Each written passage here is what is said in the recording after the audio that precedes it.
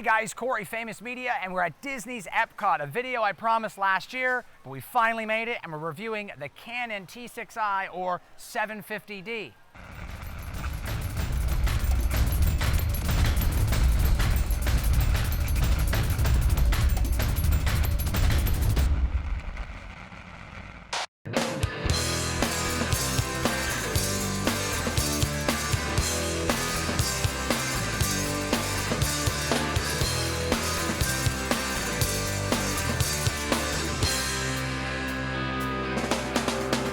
So guys, the Canon T6i or 750D, relatively the same camera as the T5i in most aspects, except where it counts.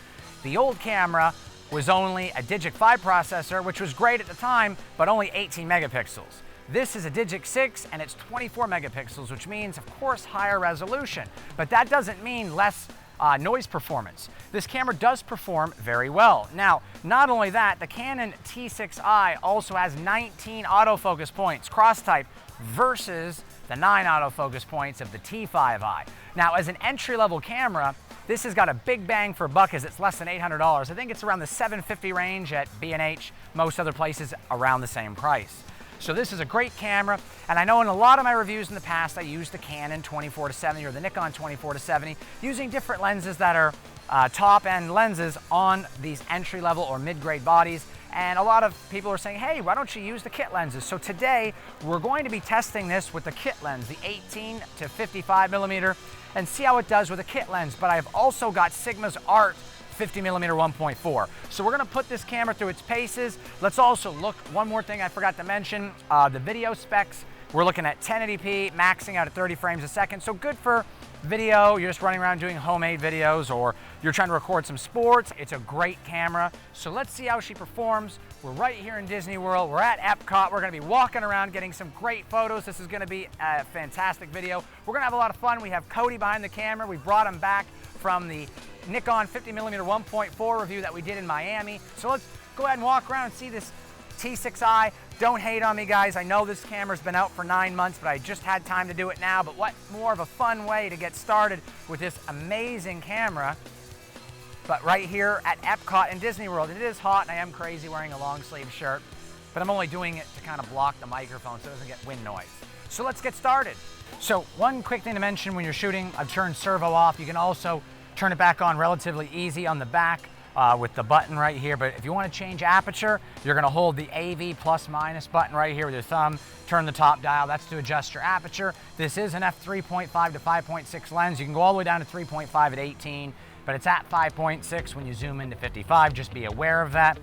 Another thing to mention as well is the top dial, of course, if you're not holding the AV button, will change your shutter speed.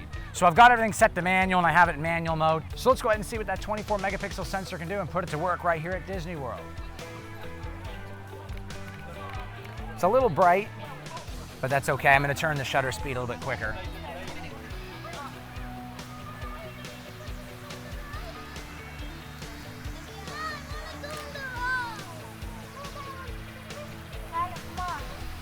Great scenery, absolutely great scenery for a video like this. Families everywhere having a great time.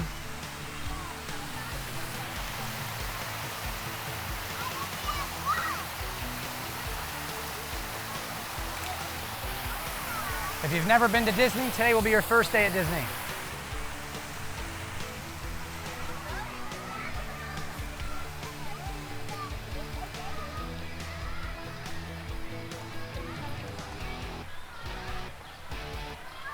And as you can see, it's very, very crowded here at Disney World. It always is. It's also really hot, and I'm stupid for wearing this shirt.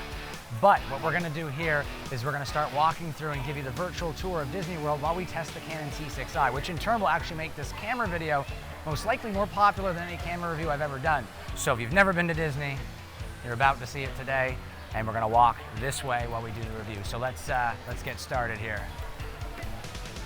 We're right below Mickey Mouse's, what they call Mickey Mouse's ball. I don't know if there's a technical term for it, but it's the dome that everybody knows for Disney World. So can't really get a picture of it because we're so close to it, we're actually underneath of it. So we're gonna head this way. There's a camera shop there. Now there's strict rules at Disney World here. I'm just gonna be up front with you guys, let you know so you don't wonder why we're shooting the way we are. We cannot shoot or film anybody who works for Disney, nor can we shoot any of the concession stands as far as I know. As long as we don't get employees in the video, I think we're good, or the photos. So the video at times may go astray and go its own direction for a second. We're trying to avoid breaking those rules, but also bring you the best footage possible.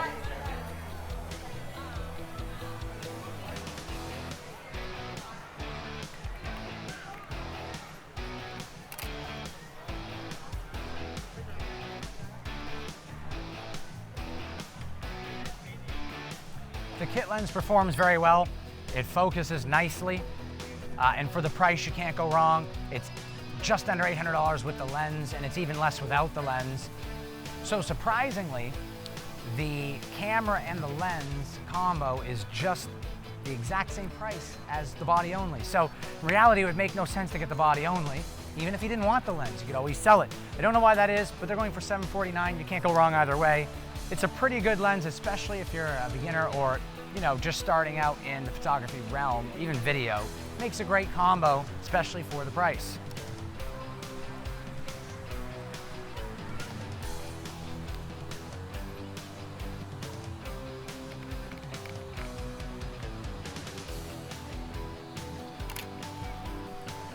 The camera does focus pretty snappy, but got to keep in mind we're out here in daylight, so it's not really working the camera system to death anyway, but it is pretty quick. Some kit lenses don't focus well and they don't perform well. This is a very light lens and it does perform well, so good combo. This is the main gate at Disney World right here. It's right at the beginning, right after you walk in and pay for your ticket, you come out here. Epcot is all the different countries around the world, and I can say that the food here is about as authentic as you're ever going to get. It is the real deal, 100%. It is fantastic. So,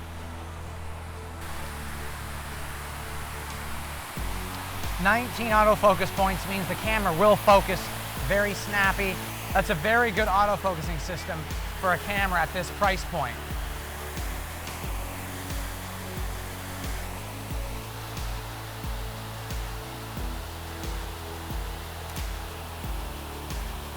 The screen is relatively the same. So I'm gonna go to picture profile here and just do a few edits and get it exactly where I want. The dynamic range seems pretty good. So it doesn't have as much dynamic range as the D5500, 5400, or 5500 for that matter, as it seems Nikon sensors tend to have more dynamic range. So it's good dynamic range, just not as good as Nikon. It feels really good in the shade. It's 90 plus degrees every day with the sun, so it's like, it can be hot when you leave New York City and you're in Orlando. It's a little bit of a change. But I come here every year, sometimes multiple times a year, and absolutely love it.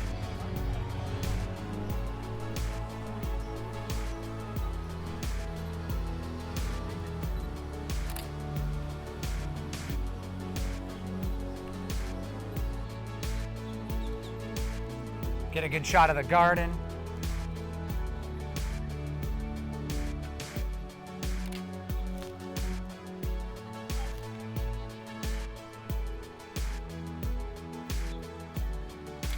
The camera is very light too. Very easy to hold. It's not a heavy camera at all.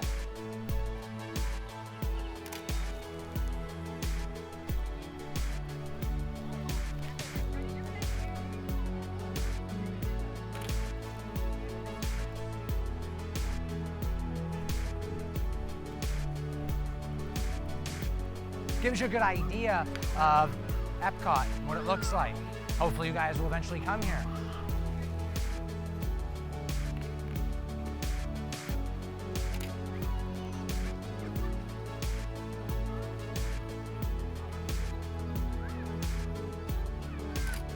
The monorail actually comes across the top here, and we take the monorail over to the Magic Kingdom every year. It's really, really fun to ride the monorail here at Disney.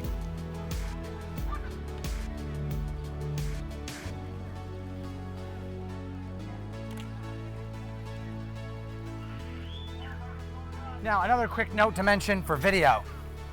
The camera does have servo and auto focusing mode.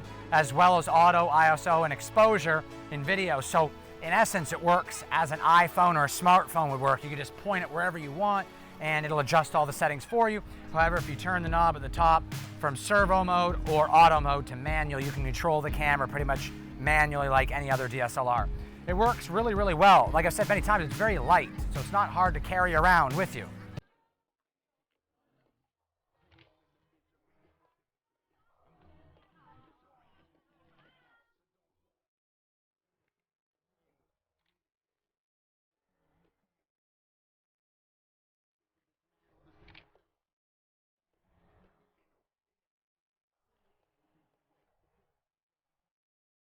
There goes the monorail right there.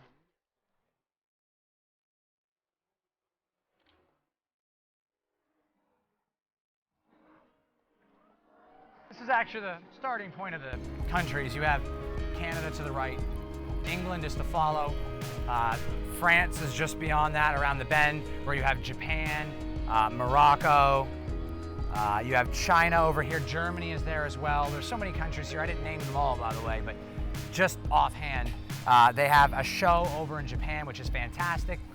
You have this panoramic 3D theater type event that they show over in Canada to give you the history on Canada, which is really, really cool. You can set it to auto servo mode, where it'll adjust the exposure for you automatically. Like I said, I have it in manual mode because I'd prefer to shoot manually, since that's how I shoot all the time.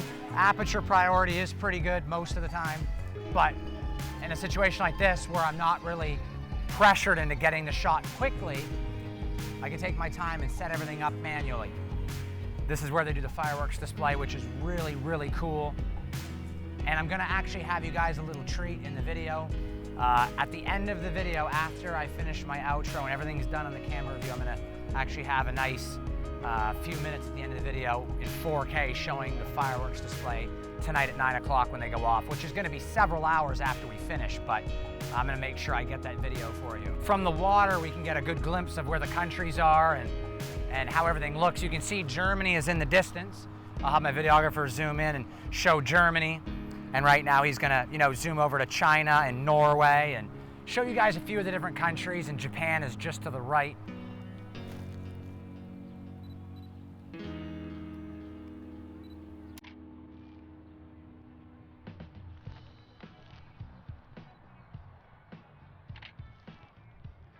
Nice shot there of Germany.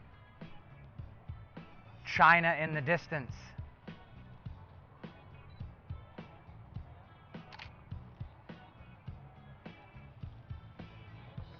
There's Japan right here.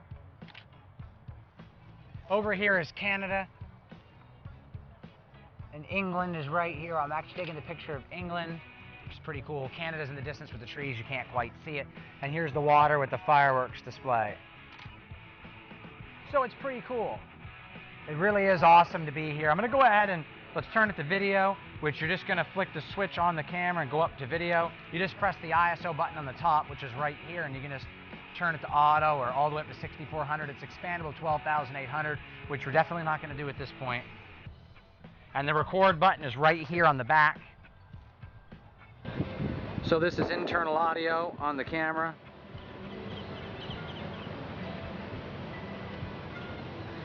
I have it set to 1080p, 23 frames a second, 23.98 to be exact.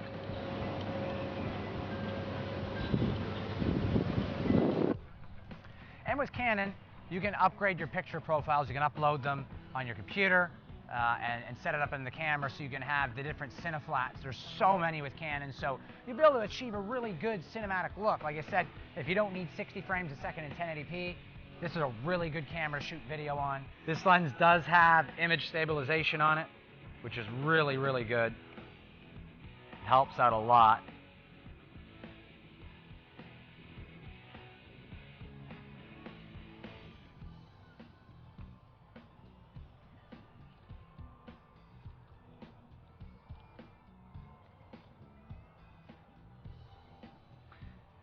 I highly recommend using autofocus on this lens. It's an STM lens, so it's very small and light, and the focus ring is not very good at all for manual focusing.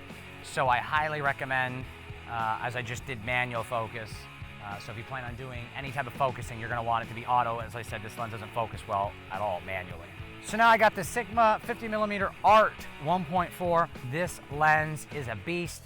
It has much better build quality than you'd expect, and I would say it's equal to or better than Canon or Nikon. In fact, it's actually better, I would say. It's very hefty. The autofocusing is great. The lens hood going on and off is much better build quality than Canon or Nikon. Overall, fantastic lens, and for the money, you're looking at no more than $900 or so on this lens. It is just fantastic. So with that little side review on the lens aside, we're gonna put it on this camera, which we've done, and take it around and show you what the 50mm Sigma 1.4 Art can do, and show you the possibilities of the T6i when you wanna upgrade your lenses later.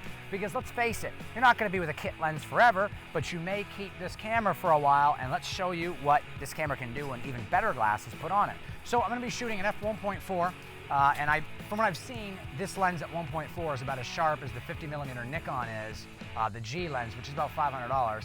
It's about as sharp as that lens is at f2.0.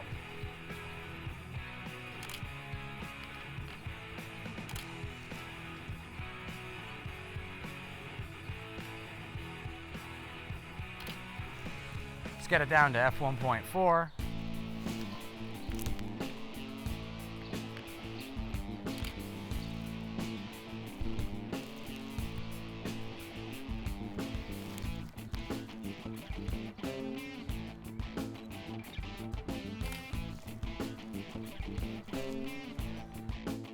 So if you want to change the autofocusing, you just basically press the right button here. It says AF, and I'm going to change over and go to servo, which is going to allow me to constantly focus.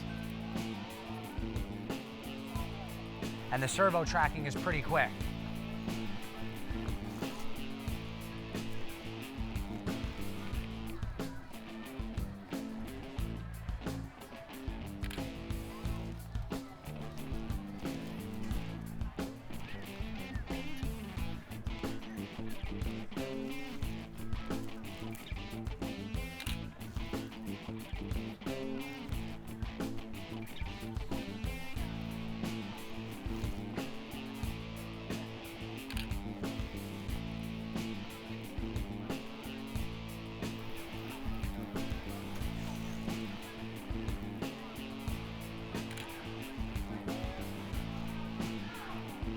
Servo mode is fantastic. This lens is absolutely spectacular with this camera.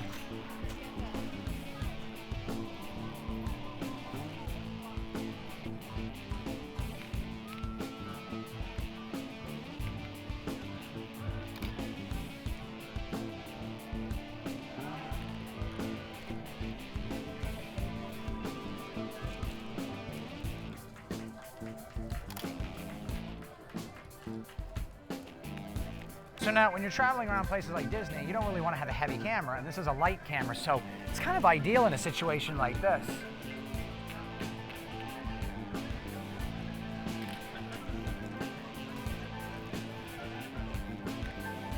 So the T6i will do 1/4000th on the shutter, which is pretty good. Wish it would be a little faster, but it is, again, a T6i or 750D. They have two names for one camera.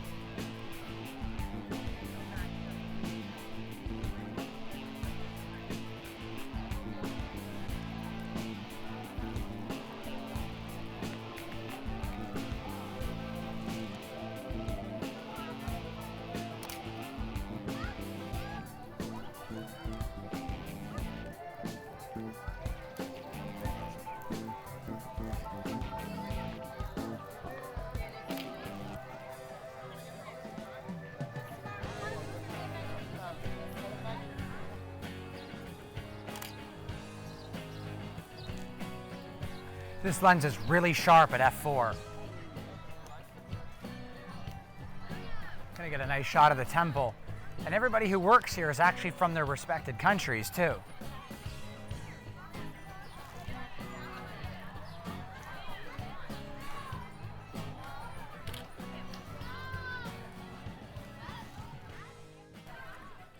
So here we go, moving along to the low light test and starting things out at 400 ISO. You're going to find no noise here whatsoever. In fact, it's practically pointless to test anything below 6400 ISO, as the Digic 6 processor does a fantastic job at keeping the noise down.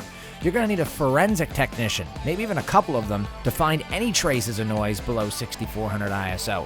These photos were shot in a very dark room, and as you can see, even at ISO 3200, there's practically zero noise at all. By the time we move on to 6400 ISO, if you dig really deep, and I mean really deep, and just keep digging into the shadows, you may find some traces of noise. By the time we get to 12,800 ISO, the noise is more apparent, the dynamic range is starting to suffer, so is the color accuracy. Not by a lot though, especially considering how dark this room is. At 25,600, it's starting to look pretty rough, but still usable. The Canon T6i is a successor to the T5i. Expanding the autofocus points to 19, now a Digic 6 processor, which is going to give you much better low-light photos, expanding the ISO range as well, also giving you 24 megapixels for even higher resolution photos, while maintaining the same weight and same size body, and all the functionality of the menus and buttons are pretty much identical. So if you're upgrading from a Canon T5i, you're going to feel right at home with the T6i. And if you're looking to make your first DSLR purchase, this is the best entry-level camera Canon has to offer. Technology is moving along so quickly, isn't it? The T6i is actually a better camera in every way than the original Canon 7D was, which was priced 2.5, almost 3 times more than the T6i.